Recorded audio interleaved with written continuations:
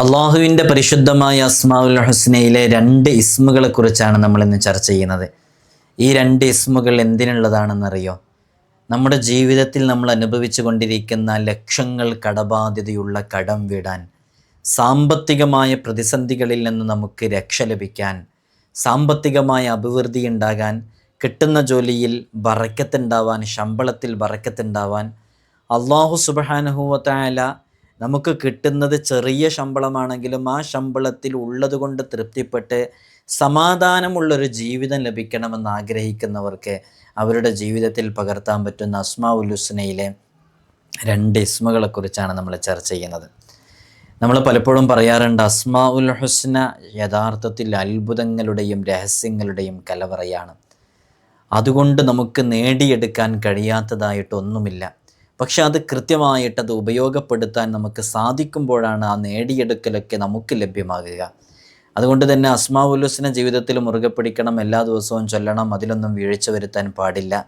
അള്ളാഹു നമുക്ക് തൗഫീഖ് നൽകി അനുഗ്രഹിക്കുമാറാകട്ടെ. ഇൻഷാ അല്ലാഹ് വിഷയത്തിലേക്ക് പ്രവേശിക്കുന്നതിന് മുമ്പ് എല്ലാ ദിവസവും സൂചിപ്പിക്കാറുള്ളതുപോലെ നേരിട്ട് കാണാനുള്ള ഡേറ്റ് ചൊവ്വാഴ്ചകളിൽ മാത്രമാണ്. ചൊവ്വാഴ്ച നേരിട്ട് വരാൻ ബുക്ക് ചെയ്യാൻ വിളിക്കേണ്ടത് ഞായറാഴ്ച 10 മണിക്കാണ്. വിളിച്ച് ബുക്ക് ചെയ്തതിന് ശേഷം മാത്രമേ വരാവൂ. ഇതിൻ്റെ അപ്ഡേഷനും കാര്യങ്ങളൊക്കെ ഇൻസ്റ്റഗ്രാമിലും വാട്സപ്പിലും അപ്ഡേറ്റ് ചെയ്യാറുണ്ട്. ഇൻസ്റ്റഗ്രാമിൻ്റെ ലിങ്ക് ഡിസ്ക്രിപ്ഷനിൽ കൊടുത്തിട്ടുണ്ട്, അവിടെ നോക്കിയാൽ നിങ്ങൾക്കത് കാണാൻ സാധിക്കും. അതേപോലെ തന്നെ പരിശുദ്ധമായ റമളാൻ ഷരീഫ് ഒരു വിളിപ്പാടകലെ നാം റമളാനിനെ പ്രതീക്ഷിച്ചു കൊണ്ടേയിരിക്കുകയാണ്. നമ്മുടെ റമളാനിലെ നോമ്പ് തുറയിലേക്ക് ഒരുപാട് ആളുകൾ സ്വതക്ക നൽകിയിട്ടുണ്ട്. ഒരു 50 പേരുടെ 20 പേരുടെ 10 പേരുടെയൊക്കെ നോമ്പ് തുറ ഏറ്റെടുക്കാൻ സാധിക്കുന്നവർ ഇൻഷാ അല്ലാഹ് അത് അറിയിക്കണം. അത് ജീവിതത്തിൽ വലിയ ബറക്കത്തും ഖൈറും സന്തോഷമൊക്കെ ലഭിക്കാൻ കാരണമാകും. അള്ളാഹു നമുക്ക് നമ്മുടെ ജീവിതത്തിൽ നമ്മൾ ഇടപെടുന്ന മേഖലയിലൊക്കെ നല്ല റാഹത്തും ഇസ്സത്തൊക്കെ നൽകി അനുഗ്രഹിക്കുമാറാകട്ടെ. ഇൻഷാ അല്ലാഹ് കഴിയുന്നവരൊക്കെ ഏറ്റെടുക്കുക. ഈ നമ്പറിൽ അറിയിക്കുകയും ചെയ്യണമെന്ന് ഓർമ്മപ്പെടുത്തണം. നമ്മുടെ ദർസിലേക്കുള്ള അഡ്മിഷൻ ആരംഭിച്ചിട്ടുണ്ട്.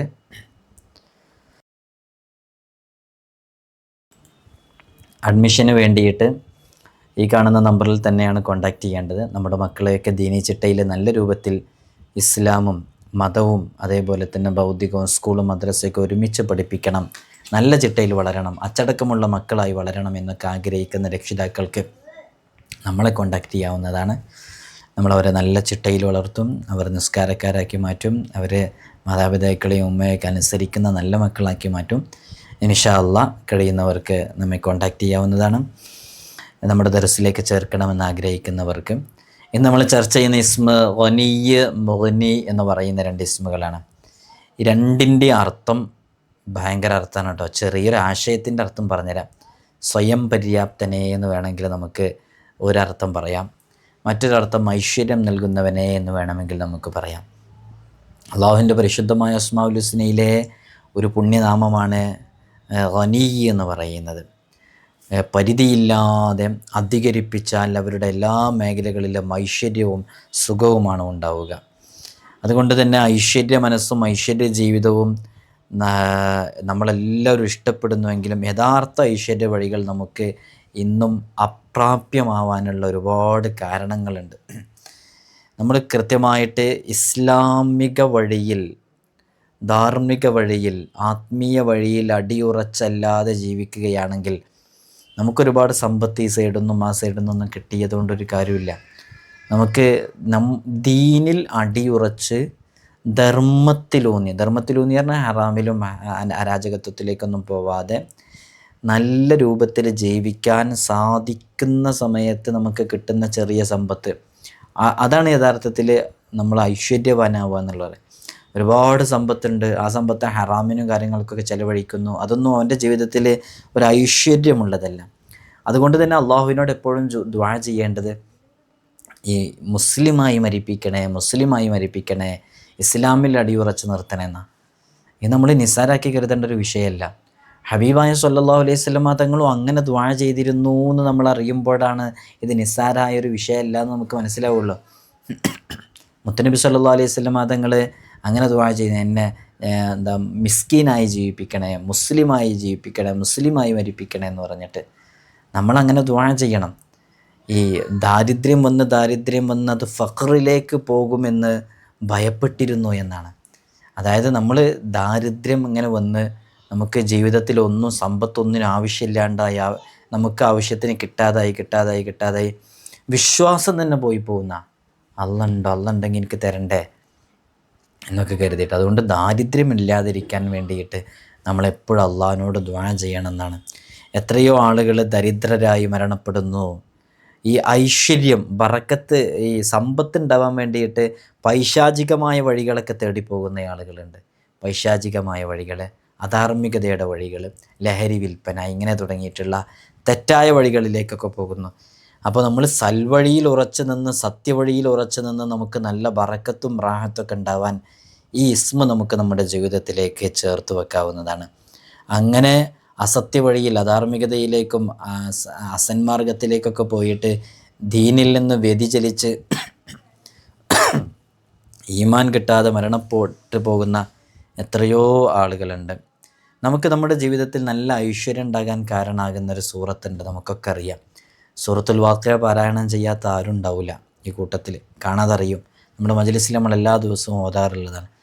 സൂറത്തുൽ വാഖിഅ അത് രാത്രി പാരായണം ചെയ്യുന്നത്, അതിനെങ്ങനെ നിത്യമാക്കുന്ന ആളാണെങ്കിൽ, പതിവാക്കുന്ന ആളാണെങ്കിൽ ഐശ്വര്യത്തിൻ്റെ, ബറക്കത്തിൻ്റെ സർവ്വ വഴികളും നമ്മിലേക്ക് തുറന്നു കിട്ടുന്നുള്ളതാണ്. ഇതൊരു സ്വഹാബിവരൻ അവിടുത്തെ അനുഭവം പറയുന്നുണ്ട്. നബി സല്ലല്ലാഹു അലൈഹി വസല്ലം തങ്ങൾ ഇങ്ങനെ പറയുന്നത് കേട്ടിട്ടുണ്ട്.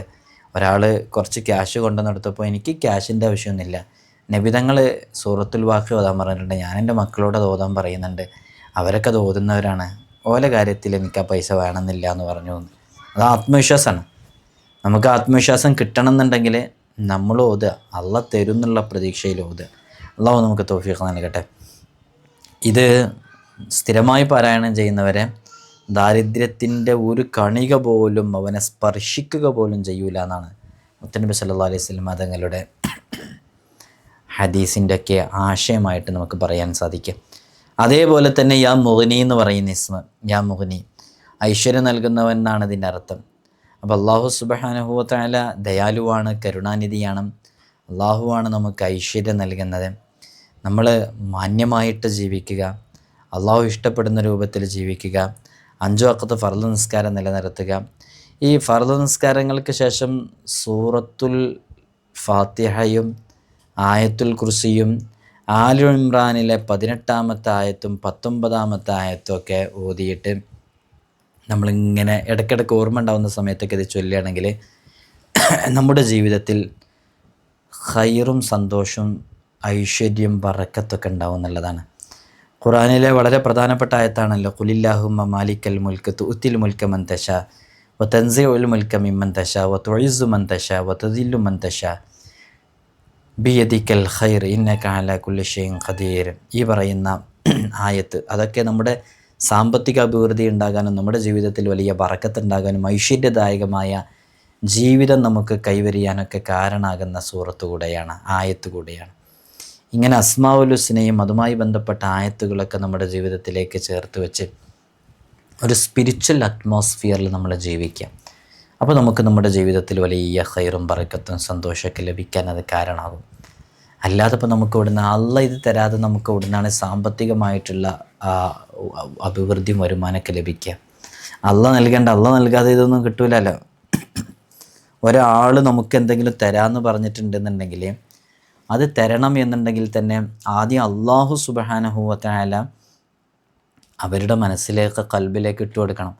പലപ്പോഴും നമ്മൾ പറയും, എനിക്ക് ഓന് കുറച്ച് ക്യാഷ് തരാനുണ്ട്, ആ ക്യാഷ് തരാനുള്ളത് ഓൻ എനിക്ക് തരൂല എന്നുള്ളൊരു ഡൗട്ടാണെന്നുണ്ടെങ്കിൽ നമ്മൾ അള്ളാഹിനോട് പറയുക, നമ്മൾ ഏതെങ്കിലും ഇസ്മുകളൊക്കെ ചൊല്ലുക, അതുമായി ബന്ധപ്പെട്ട ഇസ്മുകളൊക്കെ ചൊല്ലുക.